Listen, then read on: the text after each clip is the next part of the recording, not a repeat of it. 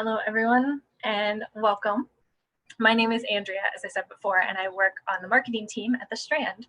We're really happy to have everyone here tonight. Before we launch into our discussion, I wanted to share a little bit about the history of the Strand, if you might not know it already. The Strand was founded in 1927 by Benjamin Bass on 4th Avenue's Book Row in Union Square.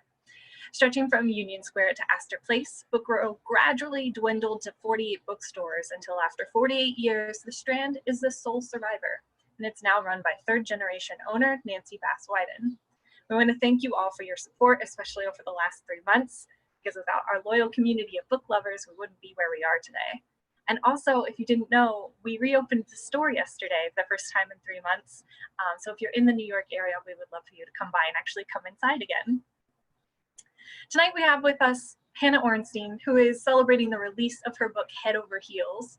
Hannah will be in conversation with Becca Freeman. Hannah is the author of Playing with Matches, Love at First Like, and Head Over Heels, and is a former competitive gymnast. She is a senior dating editor at Elite Daily and was previously writer and editor at 17.com. Her work has appeared in the Washington Post, Cosmopolitan, Marie Claire, Refinery 29, and more. She lives in Brooklyn. Joining Hannah tonight is Becca Freeman. Becca is the co-host of Bad on Paper podcast, a woman's lifestyle and books podcast. She is also the co-creator of RomComPods, a new fiction podcast, which also she co-wrote, directed, and produced. Becca is a graduate of Boston College and is currently based in Brooklyn. Previously, she was the head of marketing at LOLA. When not working, reading, or podcasting, Becca loves plane tickets, red wine, 30 Rock reruns, and has never met a dog in costume that she does not like. Same for me. Before we jump into our conversation, I want to let you know a little bit more about Head Over Heels. Since it just came out today, you might not have had a chance to read it yet. So let's dig into that. In the past 7 years, it's been hard for Avery Abrams. After training her entire life to make the Olympic gymnastics team, a disastrous performance ended her athletic career for good. Her best friend and teammate, Jasmine, went on to become an Olympic champion, then committed the ultimate betrayal by marrying their emotionally abusive coach, Dimitri.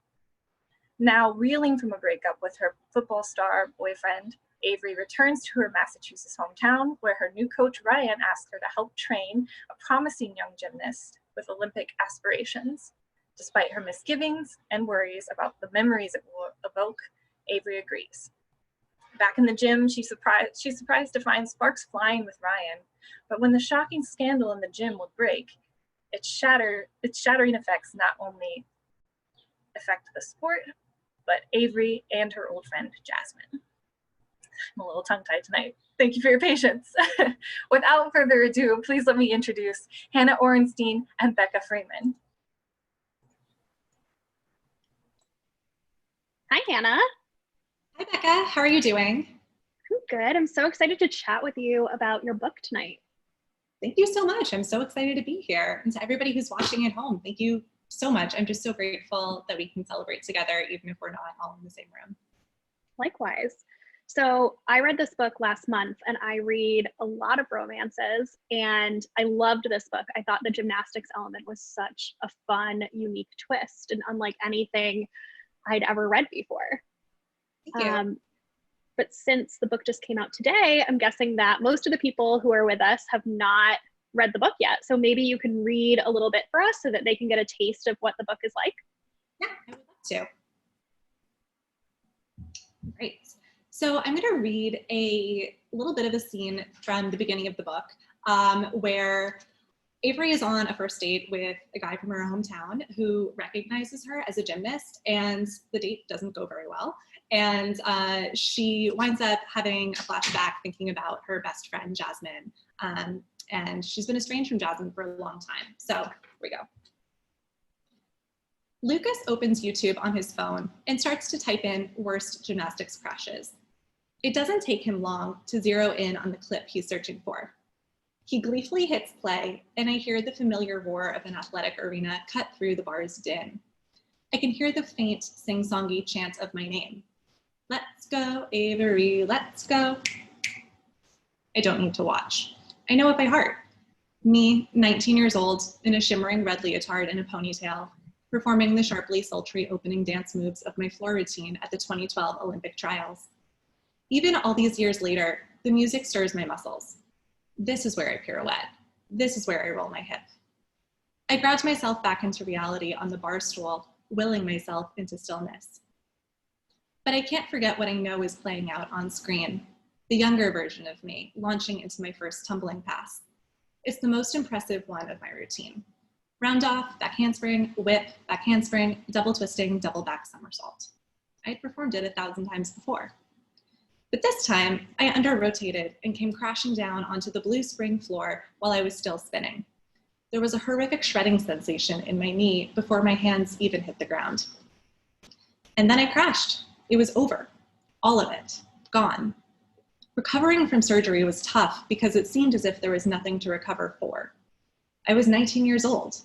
Even if my knee healed well, I was too old to seriously consider the prospect of training for Rio in 4 years. The cruel reality of the sport is that you train your entire life for one event, and then the moment disappears in a flash. By 21, 22, forget about 23, your body has taken beatings for too many years. So the same night my career ended, Jasmine's took off. She didn't just make the Olympic team, she became the star of it. While she competed in London, I watched the competition on the couch, recovering from knee surgery. In lulls between performances from the American gymnasts, the commentators noted that Avery Abrams, widely considered the frontrunner, the shoe-in, hadn't made the team due to a last-minute injury. They rattled my name off like a fun fact, the same way they commented on the architecture of the stadium and the number of Swarovski crystals sewn into competition leotards. Jasmine won a gold on bars, a silver on beam, and a gold team medal. I had imagined that I'd return home from London as America's sweetheart. I'd model for Wheaties boxes, chat up talk show hosts, and land Sports Illustrated covers for a few months. Then, once the mainstream interest in my athletic prowess had died down, I'd enjoy a revered career within the world of gymnastics. I'd be a commentator on TV, design a collection of leotards for GK, and give motivational speeches to aspiring athletes across the country. There was no plan B. Meanwhile, Jasmine was on the Wheaties box. She was on the cover of not only Sports Illustrated, but People, 17, and Essence too. She was invited to New York Fashion Week and the Grammys. She won Dancing with the Stars and seemed to be Ellen DeGeneres' new best friend. Little girls across the country did cartwheels and leotards she designed. We had been best friends, training side by side for 6 years. At first, she called often, asking sincere questions about my knee surgery and saying she wished I could be there with her. She even sent me a care package of souvenirs from London, British chocolate bars, and a commemorative mug stamped with Prince William and Kate Middleton's wedding portrait taken the year before. I could barely stand to reply, and I let our friendship wither to monthly texts. I saw her in person just once after the Olympics. It was her 20th birthday dinner, and I couldn't come up with a plausible excuse to turn down the invitation. It felt like all the comfort had been sucked out of the air between us. She didn't bother texting at all after that. Thank you. Ooh, I'm so excited to talk about this. Thank you, me too. So I guess maybe to get started, some background. So the events of the novel take place between October of 2019 and July of 2020 and are surrounding the 2020 Olympics, which are now postponed to 2021. So how has that affected the launch of the book? It's been interesting. The Olympics were canceled back in March, or I shouldn't say canceled, postponed rather, until July 2021. But the IOC, which is the International Olympic Committee, still isn't quite sure if the Olympics will actually be able to take place. So, of course, I was sad that the launch would be a little bit different, but I was really concerned for the gymnasts who have been training their entire lives for this. They only get pretty much one shot every 4 years, and so much work goes into making sure that they're at their athletic peak exactly the summer of 2020.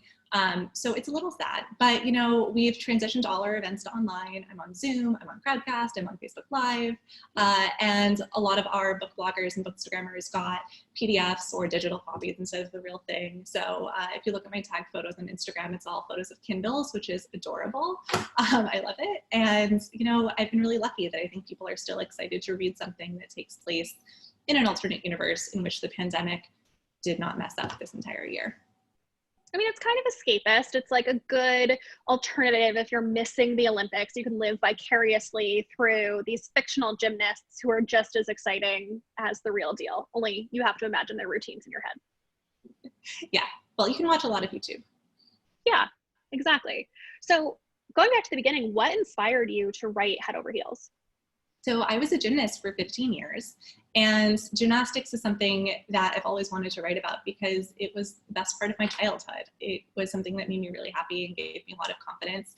And I think it taught me the discipline that I needed to write novels because, you know, my coaches are like, you want to get better? Go over there and do 100 sit-ups, and that's how you get better. And writing a book is the same thing. You know, you just have to sit down and do your work. So I don't write YA, you know, gymnasts are typically in their teens, but once I figured out that I could write about a coach who was in her 20s, I got really excited about this idea. That's awesome. So the book also draws on real life issues and scandals in the gymnastics world. Can you tell us a little bit about what it touches on? Spoiler free, of course. Yeah, I mean, if you've been watching, you know, gymnastics headlines in the news for the past couple of years, this won't come as a surprise, but in 2018, Larry Nassar, who was a sports medicine doctor for the Olympic team, the national team, and also the Michigan State University gymnastics team, was accused of sexual assault and molestation of 256 girls and young women dating back to 1992. And in 2018, he was sentenced to a minimum of 300 years in state and federal prison. And I was really inspired and moved by the gymnasts who spoke up against his abuse. You know, their testimony was really searing and really powerful. And there is such a system of abuse in gymnastics where coaches look the other way, parents look the other way.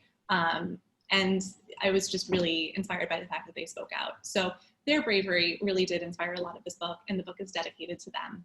And in addition to that, you know, gymnastics, I love it. You know, there's so much positive stuff about gymnastics, but, you know, the sport does have a lot of issues, especially when it comes to, you know, gymnasts' mental health and their body image and, you know, their physical safety. So I wanted to write a book that could raise awareness for those issues, but also shine a spotlight on exactly how strong, I mean, like emotionally strong gymnasts can be. I actually thought it added a lot to not just have like the shiny, perfect, happy world of gymnastics and the routines and the music and the leotards and the fun stuff, but also some of the real life issues surrounding, you know, what a gymnast of Hallie's age would be going through mentally and kind of surrounding her sport. Yeah, it's a lot. So I was, and it was a big task, but I was excited to take it on. Well, tell me about your research. So you did gymnastics for 15 years, and it sounds like you kind of follow it closely, but like, what type of research did you have to do getting into this book?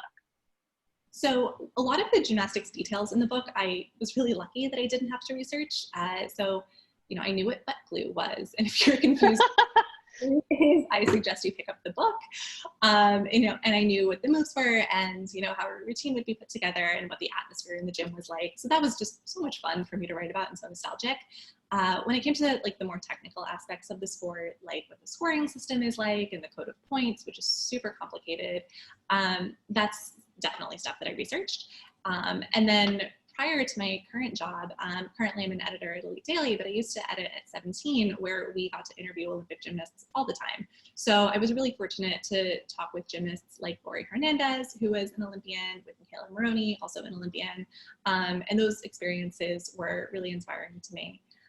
And then to make sure that I got the conversations around abuse and eating disorders and mental health right, I really relied heavily on my conversations with organizations like the National Eating Disorder Association, RAIN, which is a group for sexual assault survivors, and the National Domestic Violence Hotline. And those conversations were really helpful. Yeah.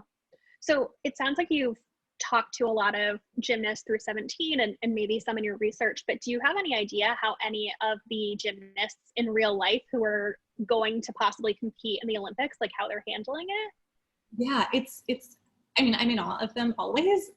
So Sunisa Lee, who is, I think she's going to be the big breakout star. Oh, my cat is jumping in the corner. Sorry about that. I think Sunisa could be the breakout star of the next Olympics, but she took 3 weeks off, and she took more than 3 weeks off. I think she took like 2 months off, but her coach said that for every week that she took off training, she would have to work another 3 weeks to make up to get to where she was before.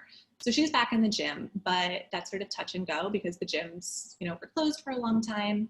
A lot of them are training on little beams that are like a ½ inch off the ground in their bedrooms. Morgan Hurd, who is a really delightful gymnast, is doing splits with her foot stacked up on textbooks because she's still 17 and she's in high school, and she's doing that in her living room. So they're definitely adapting, but it's pretty tough for them, I think. Yeah. Are there any that you follow on Instagram that are like documenting this on stories? I would totally love to like check out what their process is. Yeah, you have to follow Sunisa Lee. She just got injured, so she is recovering at the moment, but she's been Morgan Hurd. I love Shawn Johnson, who still dips into her old gymnastics archives. And then of course, Simone Biles is like the greatest of all time. Amazing. I have some following to do after this. I would be doing it, except I'm recording this Zoom on my phone. So the book opens with Avery moving across the country after she gets dumped by her boyfriend, and then she's offered a job by Ryan, who's a fellow gymnast and coach that she's had a crush on since she was a teenager. And I don't think it's giving it too much away to say that sparks fly because we know this is a romance, but what were you hoping to achieve with her emotional arc through the book?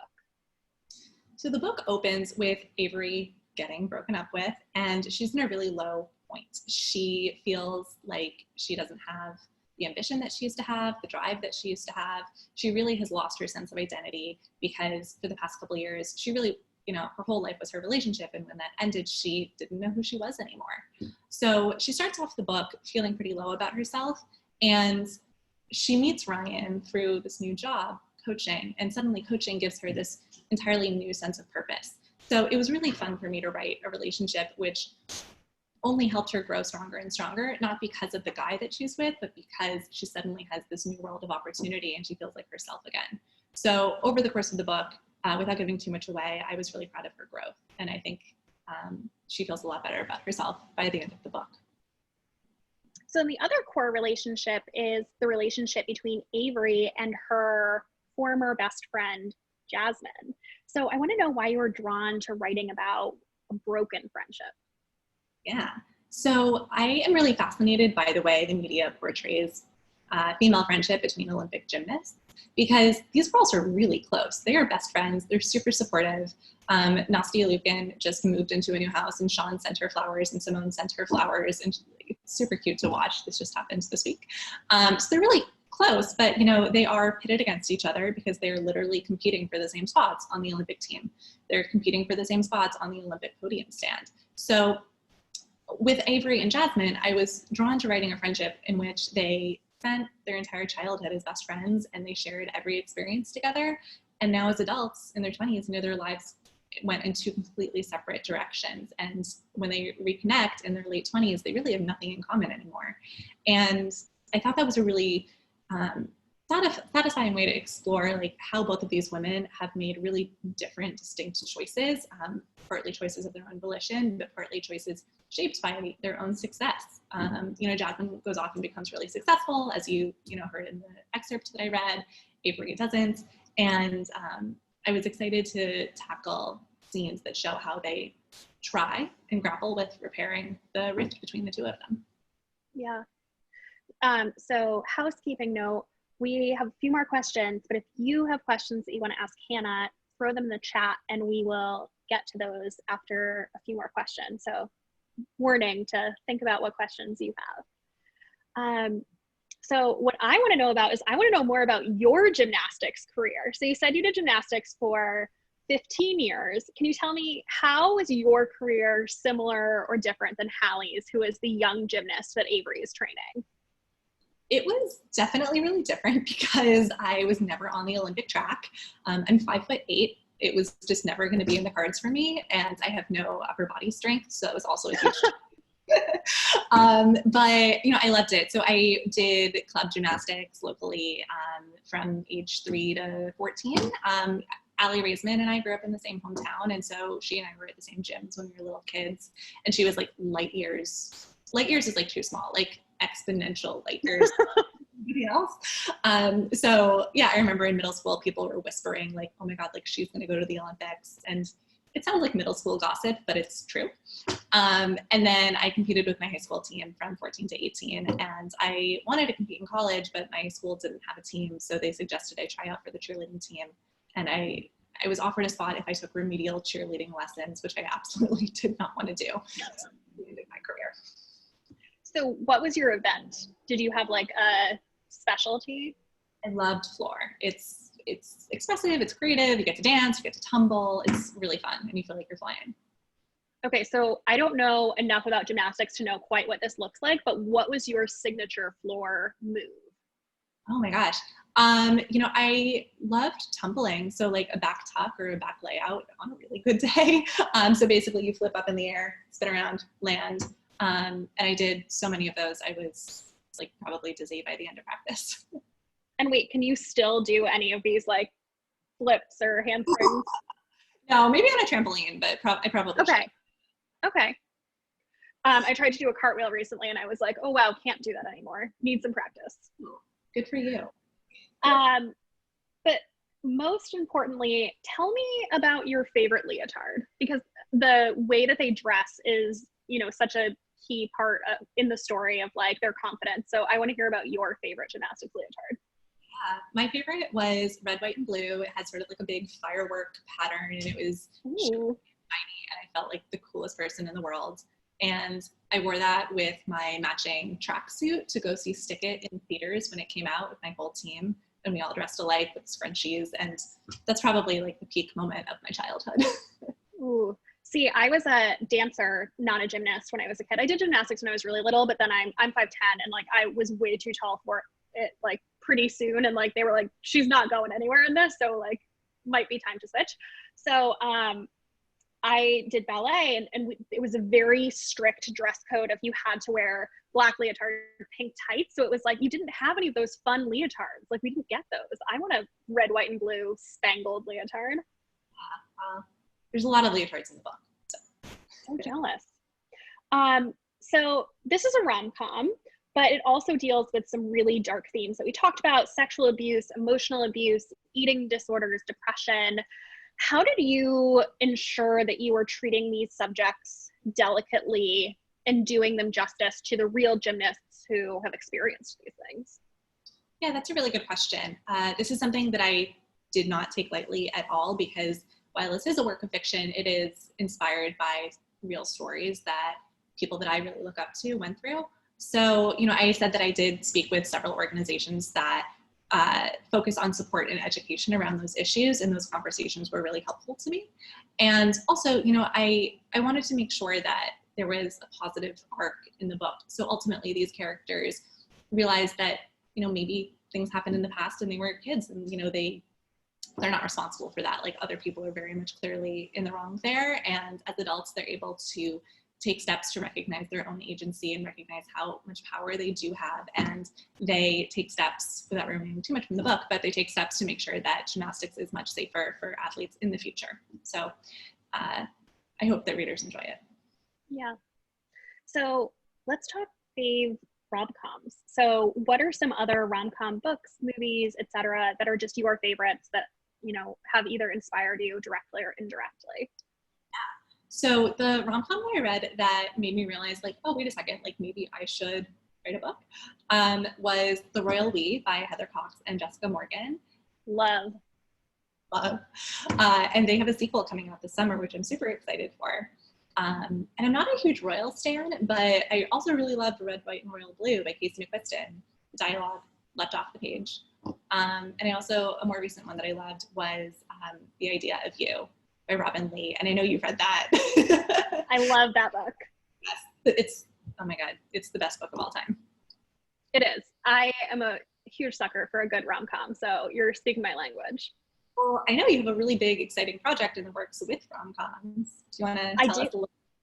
I do, yeah. So I recently launched a new podcast called RomComPods, and we launched it earlier this month. So there's 3 episodes out of 6 episodes in the first season, and it is a scripted rom-com podcast. So think of it like listening to an audiobook, but instead of there just being a narrator, there's actually a full cast of voice actors who are interacting. There's a full soundscape. So if you're in a restaurant, it sounds like you're in a restaurant. And the first season deals with a woman who is brutally dumped by her fiance the week of her wedding and decides to go on her honeymoon alone to Italy because it's non-refundable, and gets thrown in with a cast of loved up strangers who are all their own flavor of awful, and she finds a little romance on her trip. Guys, it's so good. You should go listen. Oh, thank you. Thank you. But I guess the last question I have for you is, are you working on another book yet? I am. I can't say too much about it just yet, but it's a love story set in New York City, and I'm having so much fun writing it. So more to come. Oh, can't wait. So I see that so many of you have submitted questions. So like gold stars across the board. We have so many. So I'll try to get to as many as I can. So the first one is from Zara, and she wants to know, what advice would you give to a nonfiction writer who wants to start writing fiction? Ooh, good question. Zara's book is nonfiction. It just came out. Zara Berry, look her up, who's wonderful. I would say read a lot, read everything. And I find that the more that I read, the more I recognize ideas that I've sort of thought about but haven't really given that much consideration to that might be worth exploring in fiction. I also find that I do my best brainstorming when I'm walking around. So like go take a walk, put on your face mask, and just like start talking to yourself about how the idea is going to go from just like a tiny seed into something really big. So just keep asking yourself, well, what happens next? Or like, what else is in this character's life? And the more questions you ask, the more good brainstorming happens. So we have another question from Julia, and she wants to know, what was it like writing a book for the first time not based in New York City? It was interesting. It was hard. My first year I set in Manhattan and Brooklyn, but this one I did want to set in a Massachusetts hometown, much like my own. The problem with that is that, I grew up in Allie Raisman's hometown, and I really wanted to be sensitive, and I didn't want readers to think it's about her, because it's not. So that meant that I wound up sort of fictionalizing where I grew up. So it was fun to, like fictionalize places that I went to as a kid. But the challenge with writing about a place that's not New York City, I've never lived outside of New York as an adult, was that I didn't realize that like you can't go to a restaurant or a bar and have a glass of wine with dinner, and then like, how do you drive home? So it just didn't occur to me. So that's why a lot of scenes take place like in people's houses, just to like get around that issue. It actually was really nice to read, because I think it added to Avery's emotional story of like, she's stuck in her hometown living with her parents, and like, she needs to find another outlet. So I thought it was really nice for this story that it wasn't like she lived in a city with a thriving social life. She was kind of like, what do I do now? Kind of pandemic friendly, right? I mean, like, yes, now. Truly. So a very important question we have from Arlene is, what are you drinking and that it looks very good? Oh, yes. Okay, so I need to talk about this, you guys. This is a cocktail. It's often called a sidecar, but tonight we're calling it Head Over Heels.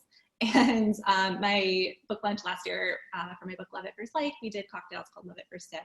We had a great cocktail party to celebrate, and that's not the case tonight. But I posted on Instagram earlier that you guys should make Head Over Heels. So if you are, cheers. And what's in it? Oh my gosh, it's a sidecar. So it's lemon juice, brandy, Cointreau, water, shake, and add a little lemon garnish.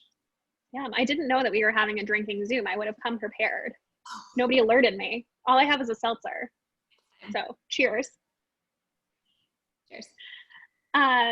So Emma also wanted to know what you were drinking, and she said that she loved your dress, which I think is important to point out. So then Alexia wanted to know, she said, this is your third novel. How has the experience of writing a book changed for you since book one? One way that things have changed is that, you know, it's impossible to write without hearing reviews in the back of my head. So, you know, the first time that I wrote a book, it was like the Wild West. Like I just wrote whatever I wanted to write, and I still write whatever I want to write because at the end of the day, I want to write books that I want to read. But I was definitely conscious about like, what are people going to say? So one comment that I got a lot about my last book was that some people didn't like my main character very much. So I was really hyper conscious about making sure that every single character in this book was really, really likable. And, you know, I don't think that it's necessarily the greatest thing to like bend to reviews, but ultimately I'm really proud of the book that I wrote. So I think it was nice, actually. Has it gotten easier? Yeah, because now you sort of know what you're doing. Yeah. I sit down and even if it's hard, I sort of understand the process to get to the end of a scene or a chapter. Yeah, we're writing the second season of RomComPods right now, which is different. It's more like writing a screenplay than it is a book, and it's much shorter, so I don't deserve nearly as much credit. However, I think the writing process the second time around has been so much easier because I have trust in the process. So even when it comes out on the page and you're like, this is terrible, you're like, well, it's easier to edit terrible than it is to like get something down on the page. So just like having trust in the process feels lighter and like less fraught than needing to come up with the perfect thing. Yeah, definitely. It definitely gets easier with time. Yeah. We already answered this question, but I wanted to let you know that your Aunt Lee wanted to know what you have planned for your next book. So hi, Aunt Lee. Hi, Aunt Lee. Hello. Thank you for watching. I love you and I miss you and I wish that I could see you. What do I have planned? So this one is tonight, and then we have another event coming up next week, Monday, June 29th at 7 o'clock on Crowdcast. And you can find details about that on my Instagram. Amazing. So this question's from Christy. She said, hi, Hannah, congrats on your pub day. Can't wait to read it. I know you've dedicated a lot of Instagram stories to writing advice, but what would be your main advice for people who have a few different novel ideas but can't quite figure out where to start? I would say outline. I was just in your shoes a couple months ago when I had 2 ideas and I wasn't sure which one I was more excited about, and I outlined 30 chapters of each one, and one was super easy and I got to 30 in like a couple hours, and then the other one I got to like chapter 3 and I was like, I just don't know how to make this work. So I think if you start going through the motions of actually mapping out how it's going to work for you, you get a better sense of where the problems and the strengths of each project lie. But good luck. Like, having ideas is a great problem to have. Yeah. Christy didn't ask for my advice, but I'll just give it anyway. When we were writing the first season of RomComPods, we had probably like 5 ideas that we liked, and we'd never done this before, so we didn't know what would be good or not. And we made a survey on Google Forms and sent it to like 10 of our closest friends, and it was shocking how much it weeded out some of the ideas where they were like, I hate this, I wouldn't want this to like listen to it or read it. So even just getting some feedback, you know, not to say that you shouldn't write a book that people aren't a fan of from just like the log line, but you know, you can kind of like weed out some ideas and get a sense for like what people are excited about. That's really smart. And an Italian vacation sounds like the perfect thing to listen to. So yeah, we had this one idea that everyone hated and I still like, so maybe we'll go back to it at some point. So let's take a question from Kelsey. She said, your books always portray modern, relatable relationships. How does your work as a dating editor impact your books and vice versa? I think that one of the benefits of working as a dating editor is that I spend pretty much all day long every day editing and reading stories that are full of advice from therapists, from matchmakers, from dating experts, from dating coaches. So you just sort of soak up all of that. And I think that sort of helps me understand like, what is a healthy way to solve a problem? What is a healthy way to communicate with a person on a date that goes really badly, or like when you're in a fight with your partner? And not to say that every character has a healthy response, because they don't, but I think it gives me a little bit more perspective in the sense of, you know, how people respond, or like why people respond. Like if you get really upset about something really quickly. Like, why is that? Like, what does that say about how you think about relationships or how you communicate? So that's sort of how it's been really helpful. Yeah. So Natalie wants to know more about your writing process and specifically how it evolved from book to book. Could you talk to us a little bit about like what your writing process looks like? You have a full-time job, like you're doing other things. Like when do you write? What does that look like? Yeah, I write on nights and weekends pretty much. And with the first one, I had a really hard time editing it because it just was not the best thing I've ever written, but it definitely got better over time. So I will say that like, if you're starting out and you're feeling stuck or scared, it's okay, like it will get better. These days, I pretty much just, I mean, I've always tried to write chronologically because I think that's easier. I tend to spend more time working on the outlines than I have in the past because I think I've learned that for myself, it's a really helpful tool. So I don't spend 50 pages writing in a direction that ultimately doesn't serve me. And I think I can write a little bit faster now, which I think just comes with experience. Yeah. And this one's just for me, but how long did it take you from start to finish to write this book? This book, I had the idea in August. I started outlining in January. I didn't outline super fast because I just finished writing my previous book and I turned it in December 31st. But I picked it up in March and started drafting, and I finished the draft in October, edited in November and December, and sent it in, I think, like right around the new year. Wow, that's quick. That's quicker than I thought. I don't know. It was a more spread out timeline than my previous book, so it felt really luxurious. But looking back, I don't know. Yeah.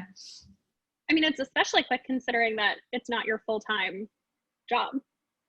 Yeah, I mean, I started my career at 17, where I was writing like 5, 6, 7, 8 blog posts a day, and Oh my God. Yeah, I mean, that's the internet. Like that's just the pace. So I think that definitely trains me to be a really efficient person. Yeah. So now I have a question from Hallie, and she wants to know, how is writing a sports romance as a genre? Was that similar or different from other genres? Is her name Hallie, like my character? Yeah. I'm so happy. Hi, Hallie. How was writing a sports romance different? One thing that was different about this one is that the setting is really centralized. Like almost all of the scenes with Avery and Ryan, or Avery and Hallie, are taking place in the gym. Whereas in my previous books, they're in New York City and they're, running around to like a restaurant, a park, somebody's apartment, a party, and they're just running around all the time. Whereas this one was a lot more stationary. And I think that probably made me dig a little bit more into details that, like, you have to keep coming up with more details to feel fresh. So rather than describing what the gym looks like over and over and over, you do it once and you can pick up on a lot of other details, like, what kind of a mood is a person in, or like who else is in the gym, or what other drama is going on in the gym. So that's a little bit how it was different for me. Yeah. So Leslie wants to know, do you have a list of ideas that you're working on, or are you suddenly hit by inspiration and know in the moment that that's your next book? I try to come up with... Sorry, somebody's FaceTiming me. I'm FaceTiming you. Yeah, I tend to come up with one idea at a time, although I will say somebody just sent me a story. Did you guys watch the Netflix show Dating Around? And last season there was a girl who had a terrible date. Her name was Gerke. She wound up dating the director of the show, and I thought it was the cutest story in the world, and a bunch of people sent it to me and they were like, this is your next book, like a reality star who falls in love with her director. I don't think I'm gonna do it at the moment, but I've been thinking about it a lot. So then here's a question from Morgan. She wants to know, did you find it challenging to write about a strained friendship when strong friendships were so central to your other books? And did you have to emphasize anything else literarily to balance it out? And she also said she's proud of you.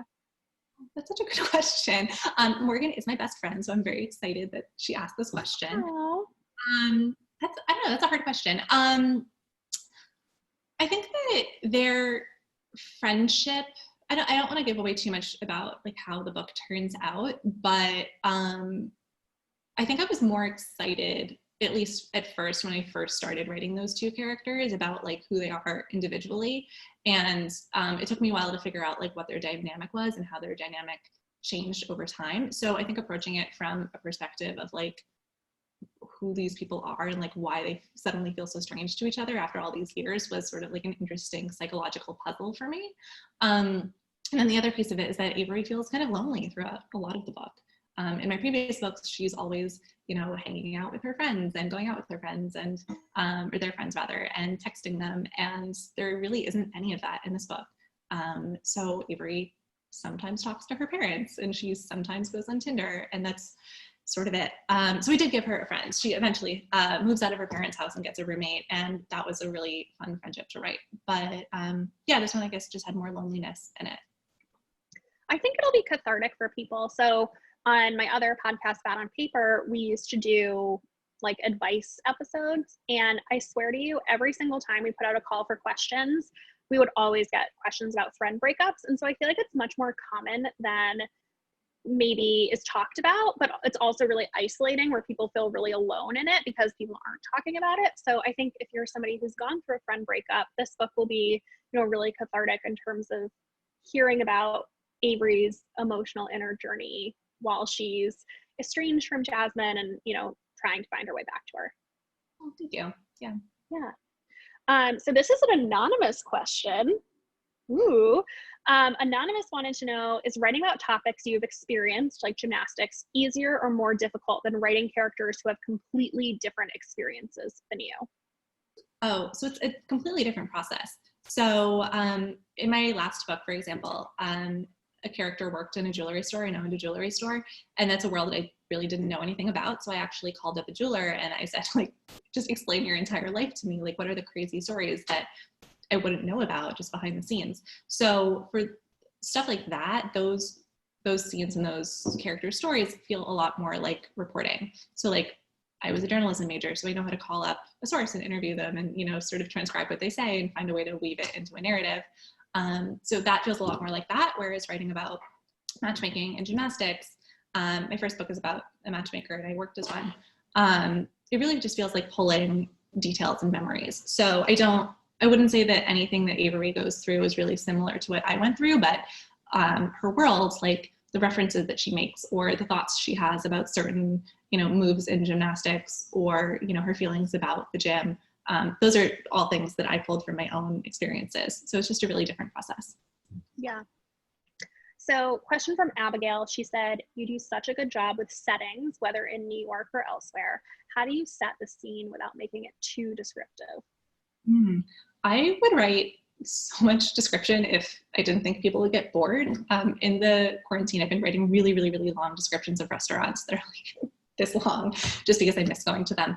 But I think you have to limit yourself, not always, but like I try to limit myself sometimes to like max 2 sentences of description, maybe 3 of a place, because otherwise, if it were up to me, I would tell you what every single piece of furniture looks like and what the lighting is and like, do they have plants? So yeah, I think you have to cut yourself off if you think that's a problem for you, like over describing.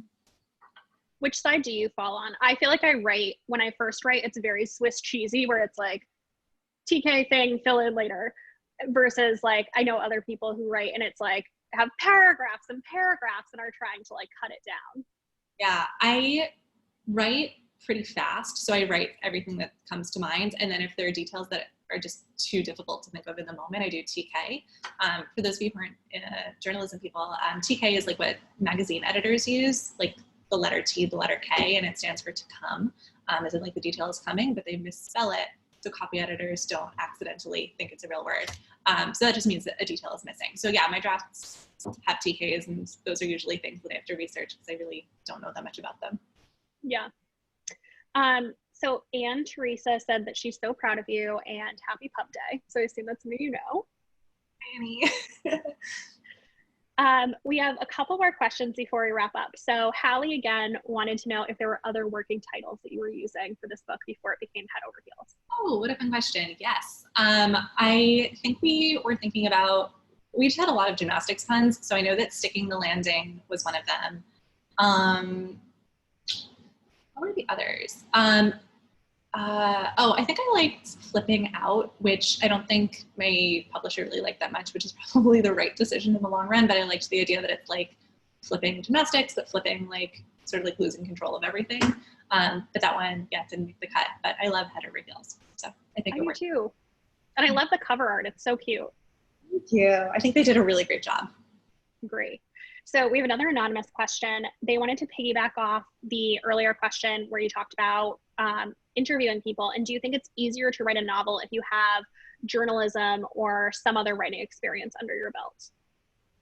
It might be a little bit easier, but I think anybody can do it. I was really inspired by a writer I knew who her background was in medicine and she was a doctor. And so she wrote novels about doctors. And I thought that was so cool because she just had such a wealth of knowledge that I wouldn't have, that a lot of writers wouldn't have. So I think everybody approaches writing with different strengths. And if your strength is a different perspective, I think that goes a really, really, really long way. Yeah. So Leslie wanted to know, how much do you pull inspiration from your own emotional life when writing the essence of your characters? Ooh, what a good question. I think that not every emotion that they have in the book is something that I've experienced, but, well, no, that's not what I mean. I mean, I haven't always been in the situations that they've been in, but I've felt that emotion. So like when Avery is really upset about something, I know what it feels like to be upset, and I can pull from my own experiences with that, even if she might react differently or she is in a situation that I haven't been in. So everything is true emotionally. It's just the things they're reacting to or the things that trigger them are different. Yeah. So last question, unless somebody else sneaks one in under the wire while we're answering this one. And I hope I am pronouncing your name right, but Chandali wanted to know, how many hours do you usually spend writing on a weeknight? And how do you find the motivation after a long work day? Hard, yeah. I typically I tend to write more on weekends just because after a long day of work, it's sort of hard, I think, to keep writing. So on a weekend, I could spend anywhere from like an hour to like a couple hours, like 4, 5, 6 hours writing, really depending on where I am in my schedule.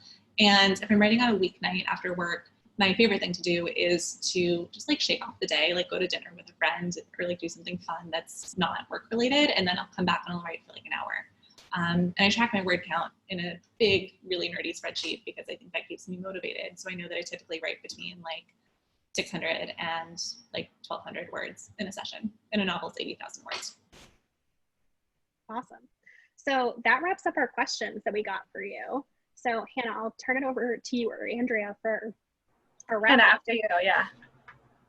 Well, thank you guys so much for coming. The questions were so fun. I love the audience Q&A, and it was such a pleasure to talk to you guys. So thank you so much for celebrating Head Over Heels. It really means a lot to me. So thank you to everybody who's here. Yes, and thank you, both of you, Hannah and Becca, for doing this. This is really fun. And then for everyone watching, we do have copies of Head Over Heels that you can get with a signed book plate. I dropped the link there for you, so grab that. And yeah, that's it. Well, thank you guys so much. Thank you. Have a wonderful night. Yeah, have a good night. Bye.